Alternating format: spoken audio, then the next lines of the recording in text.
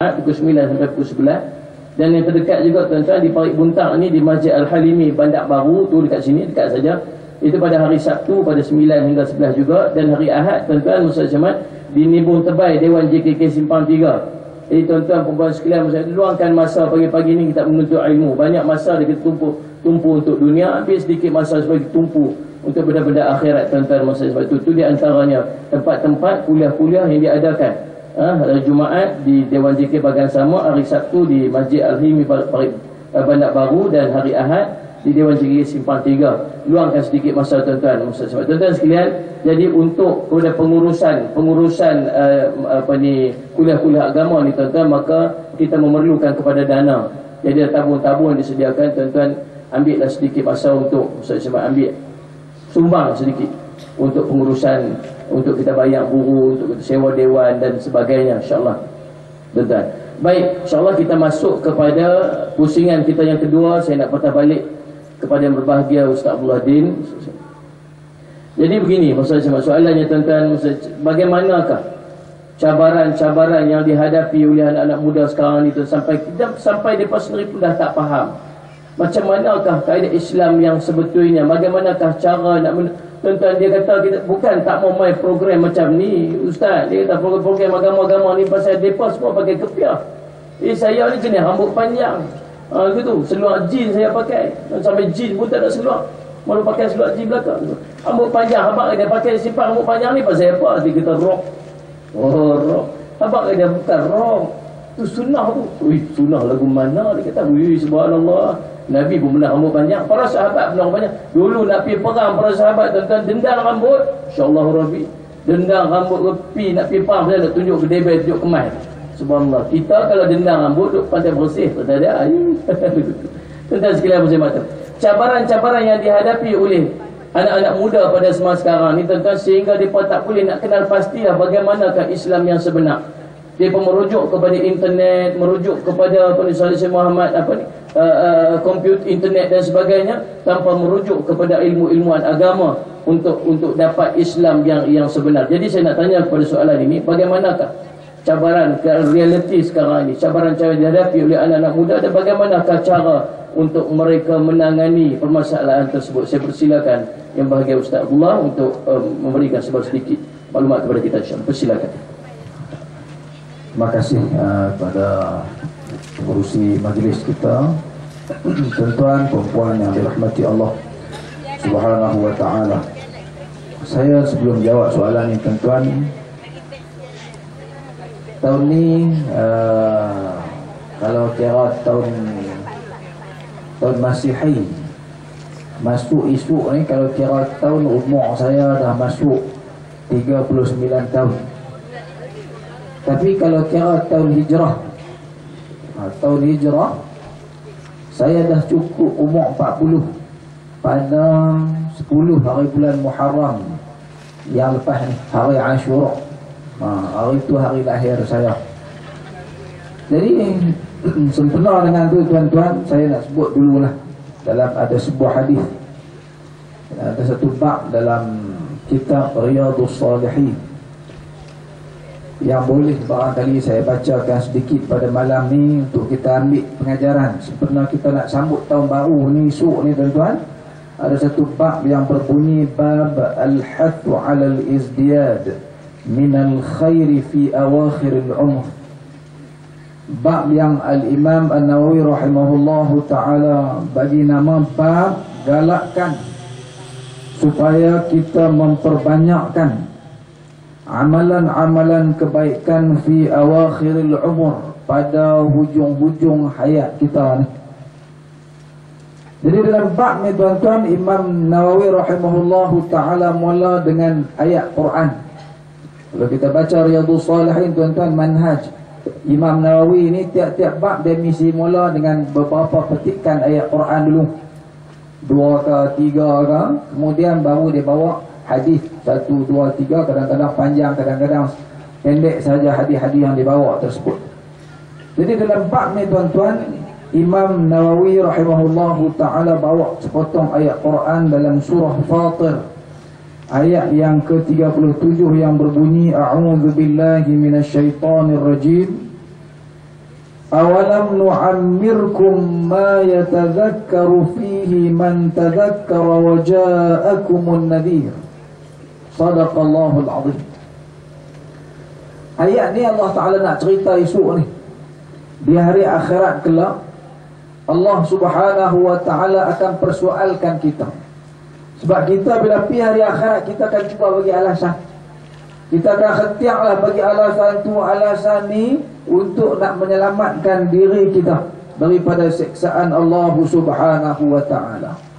Lalu Allah akan kata kepada kita, bukankah kami telah panjangkan usia kamu? Awalam nu'ammirkum ma yatadhakkaru fihi man tadhakkar. Kalaulah orang tu nak ambil peringatan, nak ambil pengajaran, nak jadi baik dengan umur yang Allah Subhanahu wa Ta'ala bagi kat dia tu, dah boleh dah ambil pengajaran. Cukup dah umur Allah bagi kat dia tu. Tapi tak ambil pengajaran juga, duk jadi jahat juga, duk buat tak elok juga, hadir program agama ni kadang-kadang saja yang selalunya kita tak pi. Dan satu fenomena yang kita tengok tuan-tuan dalam program paksi, saya duk perhati yang saya pi lah, kebanyakan hadir program-program agama ni orang perempuan. Betul tak Ustaz? Tuan-tuan cuba tengok bila pergi program paksi tak mana-mana orang kan. Program-program agama ni, hak yang suka pergi dengar kuliah ni, kita boleh pujilah golongan muslimat ni, hak ibu-ibu. Hak bapak-bapak dia buat apa tak tahu. Mereka tak mau pergi. Tak ada boleh bilang kan. Kalau hak laki-laki ni boleh bilang. Takkan semua laki mati awal kot. Kalau kira orang tua, orang muda jangan cerita ni, kira orang tua. Orang laki-laki tak pergi. Jadi saya saja nak baca ayat ni tuan-tuan, untuk kita ambil peringatan lah. Kita main malam ni insya-Allah, bagaimana yang disebut oleh Tuan Syekh Faisal tadi, kita nak buat perubahan. Azam baru tahun depan, teruskan apa yang kita buat. Kalau tak buat lagi, kena buat dah. Kita kena ingat kita akan dipersoalkan Allah Ta'ala melalui ayat ni. Awalam nu'ammirkum ma yatadhakkaru fihi man tadhakkar. Tak cukup mereka umur hak aku bagi ni. Patutnya cukup dah umur hak aku bagi tu kalau nak ambil peringatan, kata Allah Subhanahu wa Ta'ala. Bukan takat tu, kata Allah Ta'ala, wa ja'akumun nadhir, dan telah datang kepada kamu pemberi peringatan. Imam Nawawi bawa beberapa petikan kata-kata para ulama tentang nak bagi faham ayat tadi ni. Kita ada yang umur 60, ada yang umur 70 baru mati, ada yang umur 40 mati dah. Lah ramai yang muda-muda ni mati awal. Ada umur 20, 21 dah mati dah. Jadi siapa yang akan Allah Ta'ala gunakan hujjah ini? Bila tiba di hari akhirat kelak, Allah boleh kata kat dia, cukup dah umur aku bagi itu, tidak ada reason yang boleh diterima lagi dah. Qala Ibn Abbas wal muhaqqiqun. Kata Ibnu Abbas rahimahullahu ta'ala radhiyallahu anhu, dan para muhaqqiq ni pendapat pertama. Maksud umur yang Allah bagi, yang esok di hari akhirat kita tak boleh nak bagi sebarang alasan yang Allah tak dengar lah alasan kita bagi. Ma'nahu awalam nu'ammirkum 60 sanah. Ini pendapat pertama tuan-tuan, kata Ibnu Abbas dan beberapa orang ulama-ulama tafsir lagi. Maksudnya ialah bila orang tu sampai umur dia 60. Makna dia kalau hari ni umur kita 60, bukan kira kalender Masihi, kena kira kalender Hijrah tuan-tuan. Kalau kita sampai 60, maka kita kena ingat esok ni Allah tak bagi can kat kita. Tak ada sebarang alasan untuk kita terima. Untuk Allah Subhanahu wa Ta'ala nak dengar kita, buat ke mana ya Allah, aku umur 58 mati dah, tak ada 60. Itu pendapat yang pertama tuan-tuan. Pendapat yang seterusnya, waqila ma'nahu 18 sanah. Ini pendapat kedua Imam Nawawi saja buah tak ni. Kok orang tua yang rasa susah hati, orang muda tak susah hati. Dia baru 40, Dia baru 30, dia kata tak apa lagi, kalau begitu boleh bagi alasan lagi. Boleh diterima lagi alasan-alasan yang akan dikemukakan di hari akhirat kelak. Imam Nawawi kata ada ulama kita yang menafsirkan ayat ini dengan yang maksud umur yang cukup lah tu ialah umur 18 tahun. Ini untuk orang muda. Siapa yang sampai umur 18 tahun, dia kena ingat dia mungkin akan termasuk dalam ayat yang kita baca tadi. Dia juga tak ada can nak diterima dah. Allah Ta'ala tak bagi peluang dah untuk memberi sebarang alasan. Umur berapa tuan-tuan? 18 tahun. Jadi orang tua kena lebih-lebih beringat. Orang muda jangan rasa selesa sebab ada pandangan ulama kita yang kata 18 tahun pun Allah Ta'ala tak terima lagi dah sebarang alasan daripada kita. Waqila, dan pendapat yang seterusnya ialah arba'ina sanah, 40 tahun. Dan pendapat ni lah yang masyhur di kalangan orang Melayu kita. Orang Melayu kita kata kalau umur 40 tak berubah lagi, pakai tak ada. Ni bukan saja kata, ada sandaran dia tuan-tuan, kata ulama kita ni. Dan masyhur pendapat ni di kalangan beberapa orang ulama-ulama, antaranya Al-Hasan Al-Basri, Wal-Kalbi wa Masruq, wa nuqila an Ibn Abbas aidan, juga Ibn Abbas juga dalam satu pendapat dia kata 40 tahun. Dan ada petikan yang dibawa di sini tentang kisah hidup orang-orang yang hidup di Madinah Al-Munawwarah.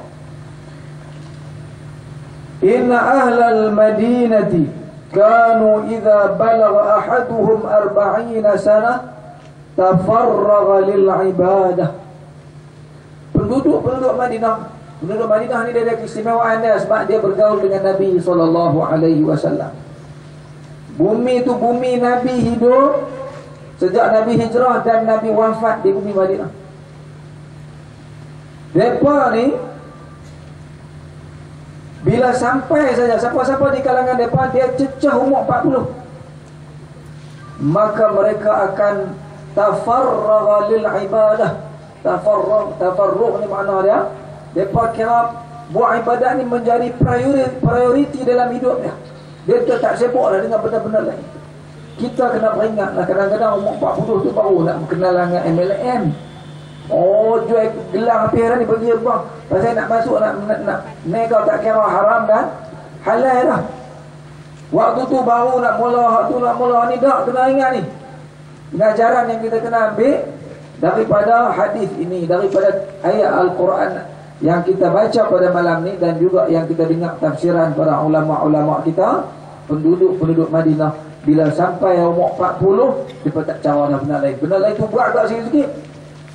Tak jadi macam kita waktu tu baru nak mula start jaga cucu. Ni letih ni.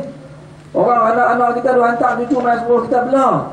Jadi kita tak ada nak pergi paksi, tak ada nak pergi mengaji, tak ada main bayar jemaah, tak ada nak buat ibadat, tak ada. Pasal duk kalut dengan benda-benda yang tak sepatutnya kita buat lagi. Satu lagi ayat sebut tadi, An-Nadhir, wa ja'akumun nadhir, peringatan. Dan Allah Ta'ala sebut dalam ayat tadi, dan dah datang kepada kamu pembawa peringatan. Apa peringatan yang dimaksudkan di sini tuan-tuan? Selain daripada maksudnya ialah Nabi sendiri, Nabi SAW sendiri, mana Allah Ta'ala kata dah Nabi Muhammad dah mai dah. Para ulama dah sampaikan pengajaran kepada kamu. Bukan itu saja maksudnya. Pendapat yang seterusnya, waqila asy-syaib. Asy-syaib makna dia tuan-tuan uban dah ada di kepala kamu, masih nak duk bergaya lagi, cukup kenil lagi. Allah, bodoh sangat sebenarnya tuan-tuan kalau saya tengok kalau sampai tua-tua duk cukup kenil lagi ni, umur dah 50, 60 duk pergi sebelah RM4.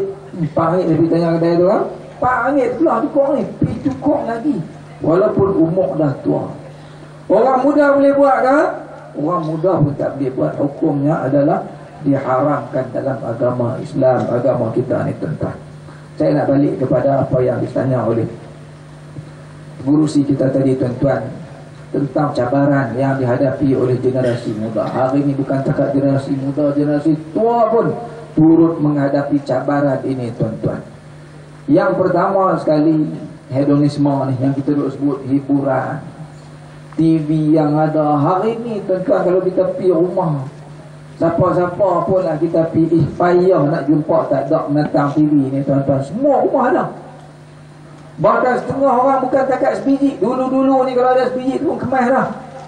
Saya jumpa ada seorang orang buat rumah saya lah ni tuan-tuan, dia buat wiring tu. Dia kata rumah saya Ustaz tiba teka ada berapa biji television TV ni. Saya pun kata ada 2 kot. Dia kata ada berapa? 3? Bukan, 6 biji tuan-tuan. 6 biji. Saya kata abang pun sama sampai 6 biji ni. Bilik ada 4. Tiap-tiap bilik ada TV. Bilik 1 ada, bilik 2 ada, bilik 3 ada, bilik 4 pun ada. 2 lagi, 1 buah ruang tamu, 1 lagi di mana? Dapur pun juga. No, beda mak nak tengok. Saya kata awak banyak sangat. Tak larat dengar cemuih, berebut channel. Siapa berebut dengan kau ni? Anak dengan mak berebut channel. Anak nak tengok kartun, mak nak tengok gambar Indonesia. Duk berebut tengok tu lah sampai tak ada nak buat kerja-kerja ibadah. Ni cabaran yang kita kena ingat yang berlaku dalam hidup kita. Jadi HTV ni tak tahulah terlalu banyak sangat channel ada tu pun tak larat tengok. Langgan lagi Astro tu tak tahu sanggup bayar untuk merosakkan kehidupan kita di hari akhirat kelak. Jadi kita kena fikir ni semua persoalan-persoalan ni. Sampai bila kita nak menghadap peliti televisyen tu yang merosakkan anak-anak kita, rosak kita sekali. Saya di rumah tuan-tuan, saya bukan saya nak seronok nak abang lah ni, tapi saya tengok, saya jumpa dulu satu kawan saya, cikgu pun. Dia cikgu biasa. Bila saya pergi rumah dia, TV pun tak ada. TV pun tak ada tuan-tuan, cikgu biasa. Jadi saya bila saya pergi rumah dia, TV pun tak ada, saya tanya kenapa tak ada TV, payah nak didik anak dia, kata Ustaz. Jadi saya balik bincang dengan bini saya, dia kata, sungguh juga. Walaupun dia cikgu, saya Ustaz rumah saya pada TV lah kali saya buat keputusan tuan-tuan, biar tak ada, lebih baik untuk kita mendidik anak-anak kita. Sebab walaupun ada channel-channel yang baik, saya rasa kita tak mampu nak kontrol anak-anak kita yang ada pada hari ini. Sebab yang ditayangkan tu barangkali saya ingat nak kata 10% yang baik pun payah. Yang banyaknya yang tak baik, yang banyaknya yang merupakan unsur untuk merosakkan masa depan anak-anak kita. Jadi kita kena pakai fikir benar-benar ni supaya anak kita taklah rosak, kita sendiri tidak rugi masa kita. Isu Allah hujjah kita dengan ayat yang kita dengar tadi. Kita nak jawab apa pada ketika itu. Sebab bila kita cek kehidupan kita penuh dengan perkara-perkara yang merugikan kita, membuang masa kita tiap-tiap hari, siang dan malam. Dan hedonisme ni tuan-tuan, hiburan yang ada pada hari, lagu-lagu yang tak apa-apa kita pun dengar pun serabut. Bila ada majlis kerajaan kita, orang tua-tua ni serabut mendengar lagu-lagu yang dipasang di sana sini. Punca dia tuan-tuan ialah kita sendiri tak latih anak-anak kita supaya minat kepada hiburan-hiburan macam yang kita dengar tadi ni. Kita pasang dalam rumah kita lagu-lagu harta wahala, tapi pada masa yang sama kita nak anak kita minat ni untuk nak nasyid lagu Zainal Anbiya, nak nasyid lagu Ya Badratin, nak nasyid lagu apa tu Ustaz? Habib macam-macam lah lagu-lagu yang baik-baik. Kita tak latih mereka, tak pasang bagi mereka dengar. Kita nak harap benda tu berlaku, sampai bila pun tak akan berlaku. Jadi kita kena ubah persekitaran rumah kita, kena ubah suasana dalam rumah kita tu, barulah kita akan tengok perubahan pada diri anak-anak kita.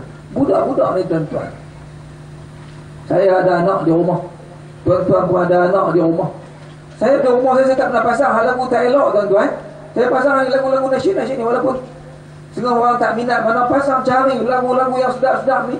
Akhirnya mereka duk ucap, duk nyanyi tiap-tiap hari hanya lagu-lagu yang baik. Dia tak reti nak nyanyi lagu-lagu lain. Tu pun nyanyi juga sikit-sikit sebab pergi sekolah, pergi majlis tu, pergi rumah orang dengar lagu-lagu tu dia nyanyi. Tapi korang lah nak berbanding dengan kalau kita sendiri yang duk popularkan benda tu dalam rumah kita, dalam kereta kita pergi sana sini duk pasang tak elok lah. Dan ini benda yang kita kena ubah. Kalau kita nak sambut tahun baru betul-betul, dan kita nak tengok anak kita tidak sentiasa tercabar dengan perkara-perkara yang tak baik ini.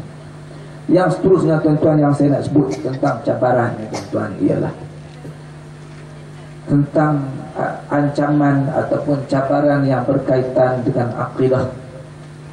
Hari ini tuan-tuan, ajaran Syiah. Nah, ni ajaran Syiah ni. Nama macam-macam. Kita kata Syiah, dia tak sebut dah Syiah kan ni. Dia kata kami, ajaran kami, nama dia ajaran Ahlul Bait. Mazhab Ahlul Bait. Ataupun dia akan bagi dengan nama lain. Dia kata kami, kalau hampa tu Syafi'i, ada orang Pakistan main sini, orang tu mazhab Hanafi, kami Ja'fari. Dia guna nama-nama ini. Ini suatu ancaman yang tuan-tuan semua kena sedar. Pada hari ini adalah ancaman yang sangat-sangat bahaya. Yang bagi saya tuan-tuan lebih bahaya daripada ajaran Kristian dengan Yahudi yang kita takut tu. Teruk pada tu lagi apa-apa. Sebab apa tuan-tuan saya kata lebih teruk daripada itu? Sebab yang pertama ialah orang kita tak confused dah. Tak keliru dah bila sebut Kristian sah kafir. Semua orang tahu dah buat-buat ni kafir. Sebut yang Yahudi, kita tahu ni memang kafir. Tiap-tiap hari kita sembahyang, kita baca, minta Allah jauhkan kita daripada tergolong daripada dua golongan ni, Kristian dan juga Yahudi. Yahudi dan juga Kristian ni ghairil maghdubi alaihim waladdallin. Yahudi al-maghdubi alaihim waladdallin tu Kristian. Kita confirm dah, tak ada siapa nak keliru dah tentang persoalan. Tapi bila sebut Syiah tuan-tuan, orang kita pening. Orang kita ada keliru lagi. Orang kita ada kata, Syiah ni Islam bukan. Mereka lagu kita juga, mengucap kalimah syahadah macam kita juga. Pergi Mekah, tuan-tuan pergi Mekah, jumpa ada bapak Syiah ni tuan-tuan di Iran. Kenapa pergi Mekah juga? Baca Quran, Qari ada main.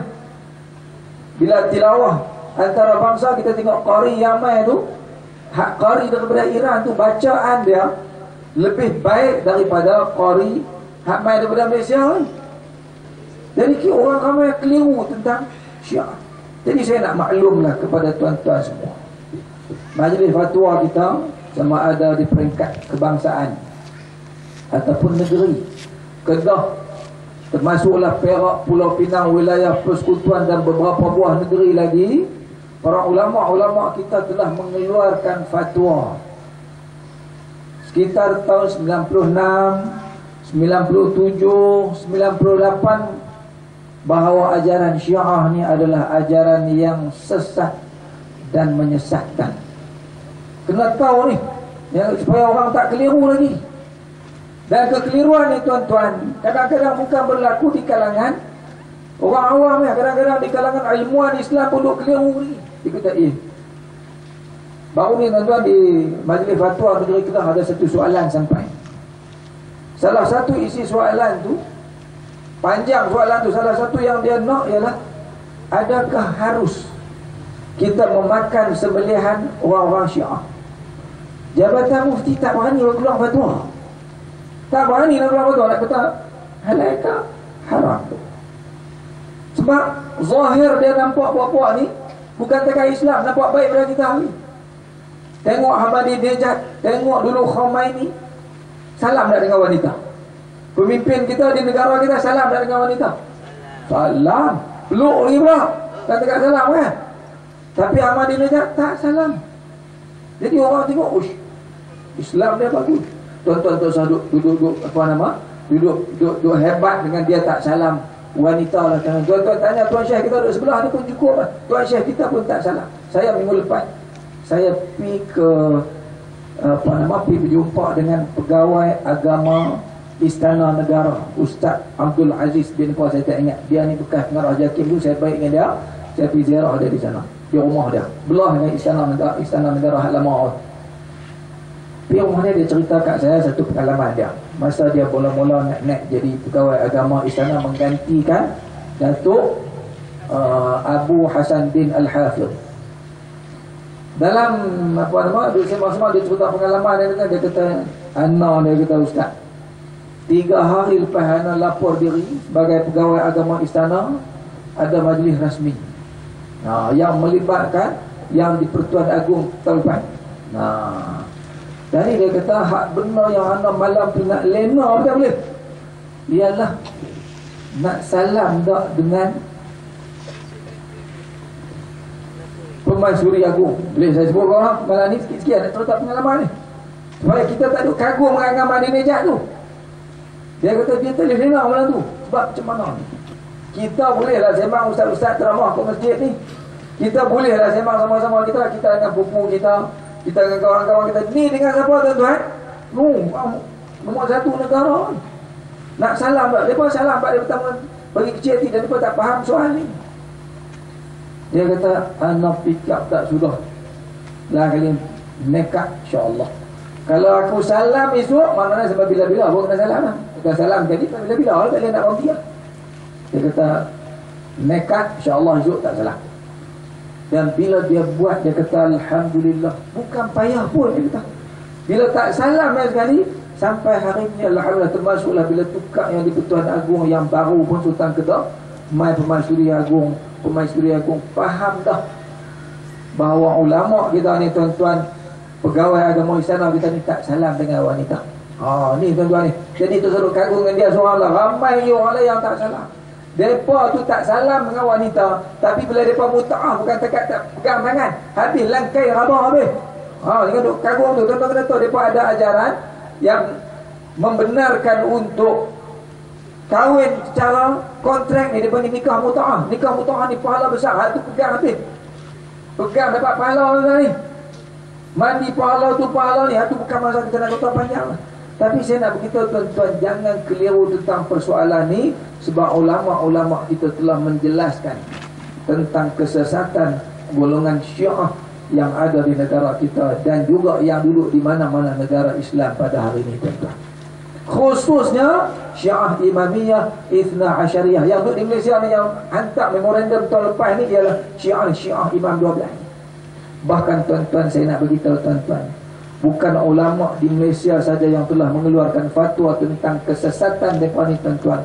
Ulama-ulama silam juga telah lama mengeluarkan fatwa tentang kekafiran golongan Syiah yang mencerca dan memaki hamun para sahabat-sahabat Nabi radhiyallahu anhum ajma'in. Antaranya tuan-tuan Imam Bukhari, antaranya Imam Malik, antaranya Imam Abu Hanifah rahimahullahu ta'ala, Abu Zur'ah Ar-Razi, dan ramai lagi lah para ulama-ulama kita telah memfatwakan golongan ini bukan Islam. Imam Bukhari ditanya tentang golongan yang maki hamun sahabat Nabi ni, golongan Syiah Ar-Rafidah. Imam Bukhari kata, la ubali sallaitu khalfal Jahmi aw Ar-Rafidi am sallaitu khalfal Yahud wal Nasara. Imam Bukhari kata, aku tak peduli, sama ya bagi aku, sama ada aku semayang di belakang seorang yang berfahaman Al-Jahmiyah, salah satu ajaran sesat, ataupun aku semayang di belakang Syiah Rafidah yang tolak kekhalifahan Abu Bakar dan Umar, ataupun aku semayang di belakang seorang Yahudi ataupun Kristian. Bagi aku pokok ni setara, sama Yahudi Kristian dengan Syiah Rafidah ni tuan-tuan. Imam Bukhari sambung lagi, puak ni kata Imam Bukhari, wala yusallamu alaihim, jumpa mereka tak payah bagi salam. Ni fatwa Imam Bukhari dalam kitab dia Khalqu Af'alil Ibad. Wala yushhadun, tak boleh ambil jadi saksi. Wala yunakahun, jangan duk pergi menikah dengan anak abah, jangan duk nikah dengan mereka. Banyaklah kita jumpa tuan-tuan, saya sendiri jumpa. Jadi Syiah sebab suami dia Syiah. Ustazah pun jadi Syiah. Di Kedah ada seorang ustazah, saya pergi jumpa, mengajar sekolah SMK, saya tak mau sebut nama sekolah ya, Syiah. Cek latar belakang pengajaran, saya tanya, ustazah dulu ngaji mana? Dia kata, nak dulu ngaji Mahmud Al-Ustaz, ngaji Mata Mahmud. Ustazah keluar tahun 81, tahun 81. Kemudian sambung pergi mana ustazah? sambung pi Al-Azhar University, ambil syariah Islamiyah.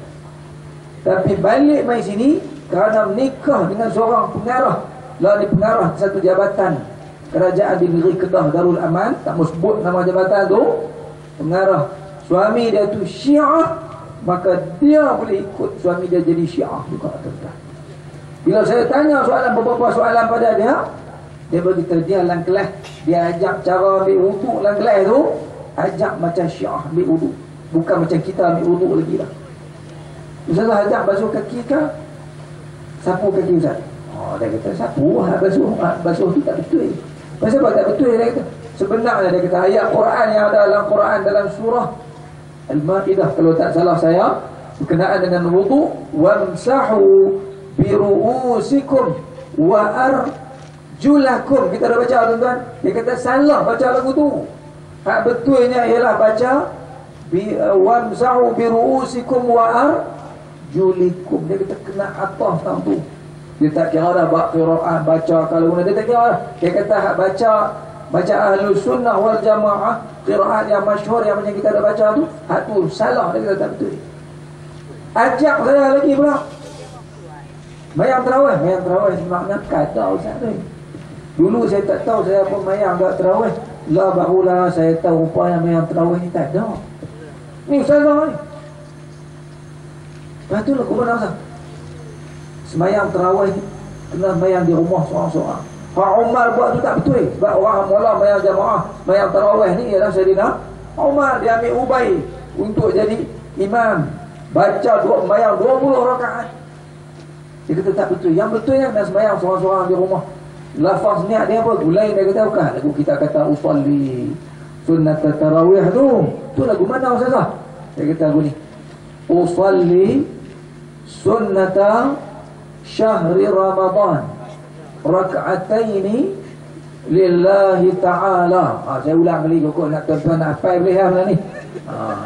Usalli sunnata syahri Ramadan raka'ataini lillahi ta'ala. Itu betul niat dia.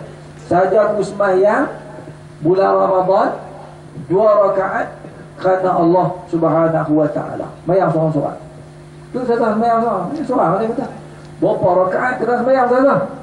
Dia kata 100 rakaat setiap malam. Oh gitu. Ni sampai lagu tu ni yang berlaku di negara kita pada hari ini, tuan-tuan.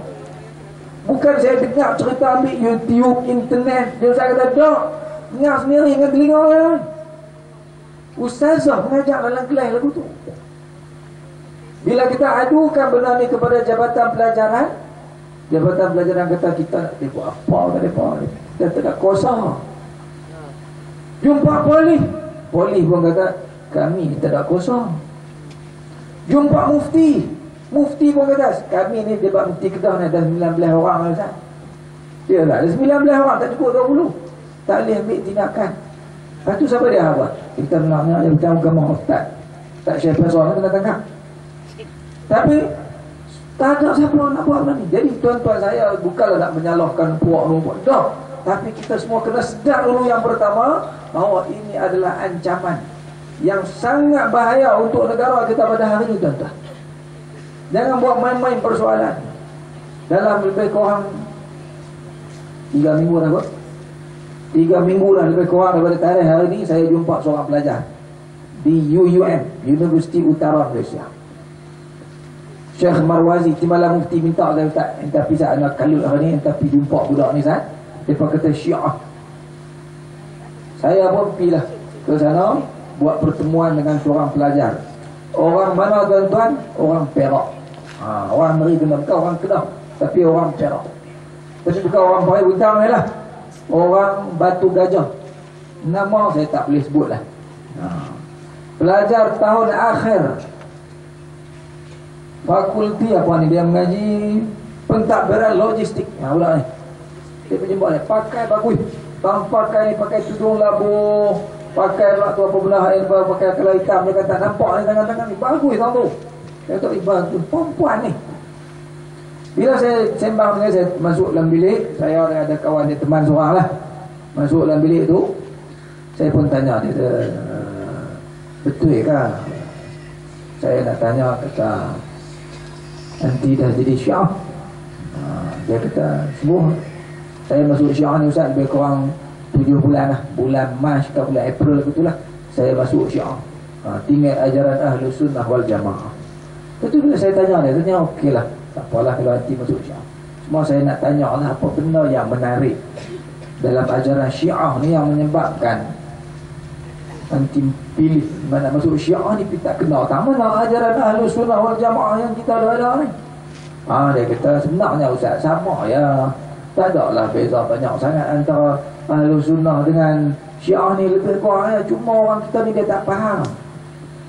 Dia duk ingat Syiah ni mengkapirkan Ahlus Sunnah. Dia duk kata Syiah lagi nak bunuh Ahlus Sunnah. Mana ada lagu tu, kami tak diajak pun lagu tu Ustaz. Cuma kami ni, keistimewaan kami ni yang saya tertarik nak masuk Syiah ni, dia kata sebab kami Syiah ni melebihkan, mengagungkan Ahlul Bait. Ni dia keliru hatang ni. Salah tak Ustaz kami nak melebihkan Ahlul Bait, mengagungkan Ahlul Bait, keluarga keturunan Nabi SAW? Tak salah pun. Salah ke kami nak puja-puji, nasyid lagu-lagu memuji-muji Sayyidatina Fatimah Az-Zahra? Bukankah dia penghulu wanita di syurga? Takkan salah pun. Itu juga kalau kita fikir kali ya. Takkan salah pun. Lepas tu tak apalah, saya taklah nak jawab persoalan-persoalan tu. Saya nak tahu apa pernah dia dah pelajari lah dalam ajaran Syiah. Sampai ujung kali tu saya sentuh tajuk isu sahabat Nabi. Saya saja nak tahu ni kat tuan-tuan, sebab ada lagi di kalangan kita yang duk confuse tentang hukum terhadap Syiah ni. Sebab dia pada kata, oh tu Syiah dulu, Syiah dah.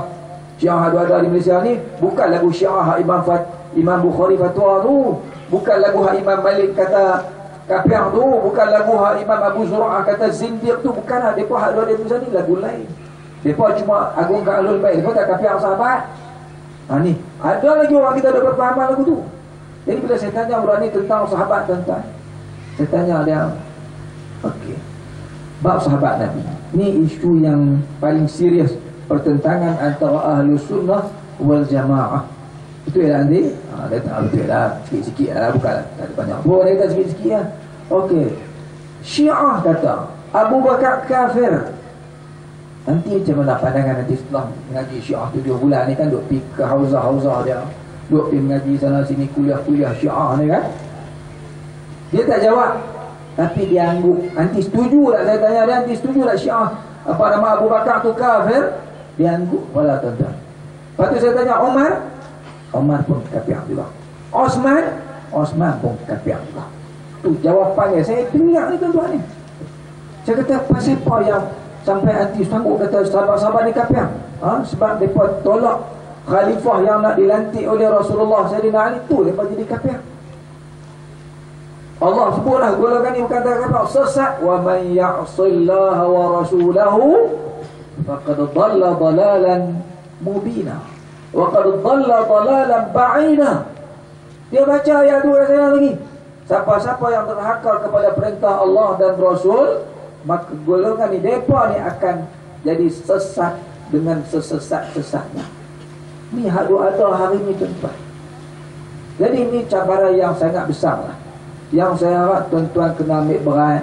Anak-anak yang pergi ke universiti, pergi ke college, walaupun tuan-tuan tengok perubahan mereka macam kuat baik, nampak pakai tudung bagus dah, dulu tak pakai tudung, tapi tolong selidik tentang persoalan akidah ni. Saya bimbang sangat hari ni, sebab dia merebak di pusat-pusat pengajian tinggi. Dan hari ni kita lagi bimbang bila kita jumpa dengan beberapa orang guru agama pula tu mengajak dalam kelas, mengajak di SMK ni, sekolah menengah kebangsaan yang di bawah Kementerian Pelajaran Malaysia ni, Syiah, mengajak ajaran Syiah dalam kelas. Saya tak tahulah jumlah berapa orang di Kedah tu penuhnya yang jadi Syiah, saya tak tahu. Tapi takat ni yang saya kesan ada 6 orang lah yang Syiah. Di Perak, tuan-tuan kena buat sesuatu, tengok pada bintang, tengok belah-belah Semangui, sebab Semangui itu pusatnya, Gunung Semangui itu. Tolong tengok Ustaz, berapa orang yang ada, tolong guna apa saja kuasa yang ada pada kita untuk bekerjasama dengan pejabat agama, dengan pihak polis, dengan Jabatan Agama untuk kita salurkan maklumat, buat desakan supaya ada tindakan yang diambil terhadap orang-orang kita yang jadi Syiah, yang tak tahu Syiah zat dan tiba-tiba jadi Syiah, akhirnya meninggalkan ajaran Ahlussunnah wal Jamaah. Jadi saya rasa cukuplah kot dua cabaran yang saya sebut pada malam ni. Moga-moga dapat perhatian daripada tuan-tuan dan puan sekalian. Wallahu a'lam. Assalamualaikum warahmatullahi wabarakatuh. Waalaikumsalam warahmatullahi taala wabarakatuh. Demikian cabaran-cabaran yang dihadapi oleh masyarakat pada masa sekarang, tuan-tuan, dan cara untuk kita menyelesaikan masalah-masalah begini, tuan-tuan, ialah untuk kembali mendalami ilmu-ilmu agama Nabi sallallahu alaihi wasallam. Mayuridillahu bi khairan yufaqihu fid din. Kalau Allah nak kamu selamat daripada dunia, selamat di mana masalah di dunia, masalah selamat dari fitnah-fitnah di dunia dan fitnah-fitnah di akhirat, tuan-tuan sekalian Musa Muhammad, maka Nabi kata, Nabi kata apa? Yufaqihu fid din. Allah akan bagi kamu faham akan urusan agama kamu. Nak faham urusan agama bermula di majlis-majlis ilmu. Sebab itu kita, tuan-tuan sekalian, luangkanlah masa kita untuk hadir ke majlis-majlis ilmu. Dulu tak dah anak-anak kecil. Dah anak besar pula lagi, anak kahwin dapat cucu pula, cucu pula dah. Itu bila yang nak boleh pergi, subhanallah, umur makin tua, dah nak mati, tak apa lama lagi dah. Tuan-tuan sekalian, muka je zernah kat depan ni. So, bukan lama lagi dah. 2 kali Jumaat lagi apa? Subhanallah. Dan sila-sila yang duduk depan ni dulu. Tapi biasa tuan-tuan dulu, kami lambat sikit. Biasa lagu itulah, tuan-tuan sekalian. Baik, Muslim sebab kita nak masuk kepada Syekh Faisal, soalan yang Salih Hasan Muhammad, soalan yang pusingan kedua ni, sebelum kita nak sampai kepada penutup kesimpulan sekejap lagi. Tuan-tuan Muslim sebab bagaimanakah Syekh Faisal kalau melihat, Muslim sebab apakah harapan, bagaimanakah harapan yang kita boleh bagi kepada anak-anak muda ini, anak-anak muda kita ni, untuk masa hadapan? Bagaimanakah ciri-ciri anak-anak muda yang ada di dalam Islam supaya mereka boleh faham dan mereka boleh amalkan, insya-Allah. Jadi saya serahkan kepada Syekh Faisal untuk memberikan beberapa sedikit maklumat kepada kita. Silakan.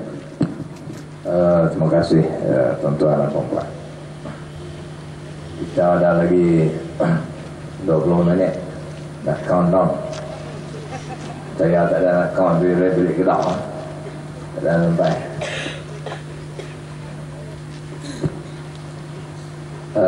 Tuan-tuan dan puan, orang muda ni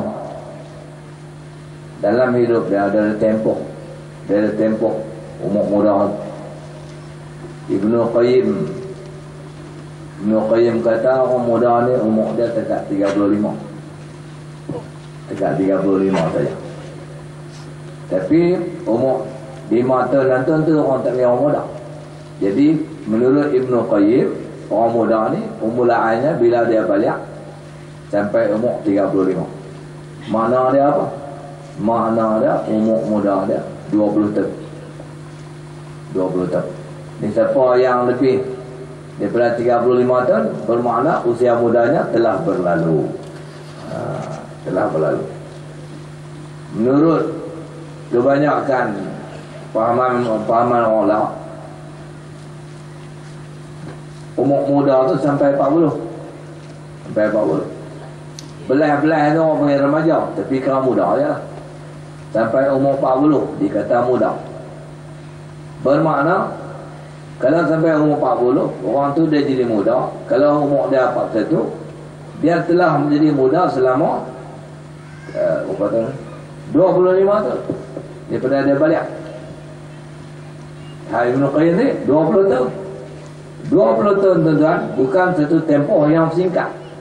Tapi kerana dia duk merapu tu yang dia berkata Allah tu orang muda. Tu orang muda. Jadi siapa-siapa yang melepasi umur tu, dia telah menghabiskan keseluruhan masa muda dia. Tapi yang duduk dalam kemah malam ni yang belum sampai umur 35, bermakna usia mudanya masih belum dihabiskan. Tetapi dia tidak pasti apakah sempat dihabiskan ataupun dia dihabiskan terlebih dahulu.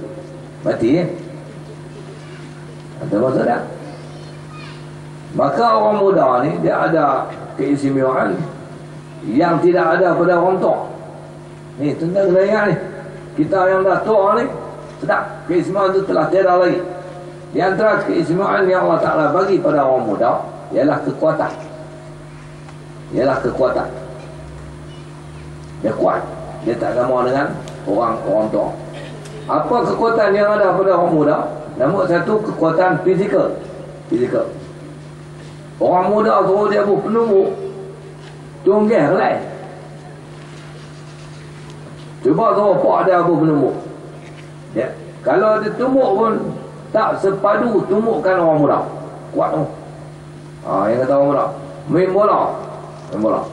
Dia tendang tu, kira tak tahu nak apa. Kadang-kadang balik bola, ada satu tu, saya tengok, peras tengok. Kena orang boleh. Senang tu. Dia balik bola masuk dalam gol terus. Ada, saya peras masalah. Mana saya pernah tengok bola, balik ni pada tepi padang tu. Balik, masuk dalam gol. Hebat tu. Menang, 1-0. Oleh, ni lari Ustaz. Dia balik. Lawan kata. Ingat hati kat oleh tu. Kalau dia balik bola, kalau sepak pun tak apa nak marah kan. Tentang balik mana dulu. Cuba kau tak pandai balik. Tak lebih. Itu kekuatan. Main bola. Sebab tu orang panggil kalau dah tua dia buang. Kuda tua. Mengalahkan pasukan. Itu kata kekuatan yang ada kepada orang muda. Kuat semua. Tak suruh-suruhkan pun orang muda. Tentera nak perang. Nak ambil orang muda. Orang tua ni dekat boleh sokong kat belakang lah. Tak lebih. Nak angkat M16. Angkat kes limut entah lah. Itu kekuatan yang ada kepada orang muda. Nak beranak pun orang muda. Kuat tak tengok. Tua mana ada beranak lah. Tua mana ada beranak. Tua orang tu boleh kata lagi lah. Tua. Tak nak apa tengok saja lah. Tua boleh beranak ya. Tak beranak lebih lah.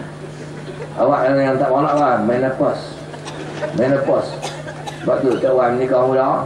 Tak orang siapa yang menikah muda. Tua siapa? Menopause. Siapa tak orang tinggal lah. Menopause. Lebih orang tu lah. Faham tak?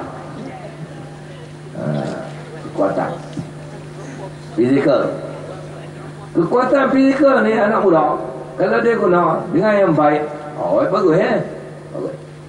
Kalau dia buat ibadat masa muda, Allahu Akbar, cukup cantik. Tapi kita tengok anak muda buat ibadat malas. Orang muda ni kalau dia buat ibadat dan kualiti dia cukup tinggi berbanding dengan ibadat orang tua. Lah orang tua suruh bangun tu sebab suruh bangun dia. Suruh derai lah tapi suruh anak muda bang lagi derai. Kualiti tu. Jadi tu imam kalau anak muda Allahu Akbar. Cuba kau tak mana? Allahu Akbar. Beza apa? Macam bateri cak kami tu. Orang muda tak bisa tengok bateri cak kami. Jadi dia panggil fast RAM. Saya ada yang bateri cak kami ni satu-satunya bateri bersalur ketat. Bateri lain everyday semua bersalur tin. Bateri cak kami salur ketat. Yang bubuh dalam peta selat dalam lebih kurang 2 minggu dia kembang ambil. Lepas tu buka apa lama tu belum selat kocak tak keluar dengan katok keluar. Tu bateri cak kami. Lama lah tak tahu bateri tu. Baik. Itu kekuatan orang muda. Kekuatan fizikal. Yang kedua kekuatan yang ada pada orang muda, kekuatan daya ingatan. Anak muda ni, sebab tengok tadi hadut Malaysia ni dah, baca qasidah. Mereka ingat, sebab tu mereka orang muda. Cuba seorang tua-tua ni, kekuatan tak lagi. Lagu negara aku pun lupa. Daya ingatan. Sebab tu orang tua-tua ni, yang nak siapa tu? Cuba masa muda, dia kenal. Yang nak siapa tu? Anak Paleh mana tu? Paleh tak? Tu kau. Selang 15 minit, dia tanya lagi. Yang nak siapa tu? Tadi apa tu? Tak ingat. Saya tak mana ingat. Tu kata orang tu. Tapi orang muda dia ingat. Sebab tu tuan-tuan tengok Mahat Hafiz yang hafal Quran. Orang muda. Orang tua hantar mi Mahat Hafiz. Bambui. Buat habis. Berat kan? Tak lepi ya. Itu kekuatan daya ingatan. Maka kekuatan-kekuatan ini anak muda kena awak Kena betul guna, bukan kena salah guna. Kena betul guna. Jadi tuan-tuan, saya nak menyarankan kepada orang muda ni, menjadi ciri-ciri pemuda dalam Islam. Nombor satu, kalau dia ada daya kekuatan fizikal dan juga daya ingatan, dalam zaman muda ni kena tambah ilmu sebanyak mungkin. Dia kena guna dua kekuatan ni. Kekuatan fizikal iaitu melangkah kaki dengan lajunya, bergerak dengan pantasnya, mencari di mana ada majlis ilmu. Orang tua berjalan waktu gaib-gaib di kuih apa namanya. Dia sudah berbunyi. Itu sambutan baru bermula. Dia baru mukmin teguh besar mana sekalipun mercun itu tetap berbunyi.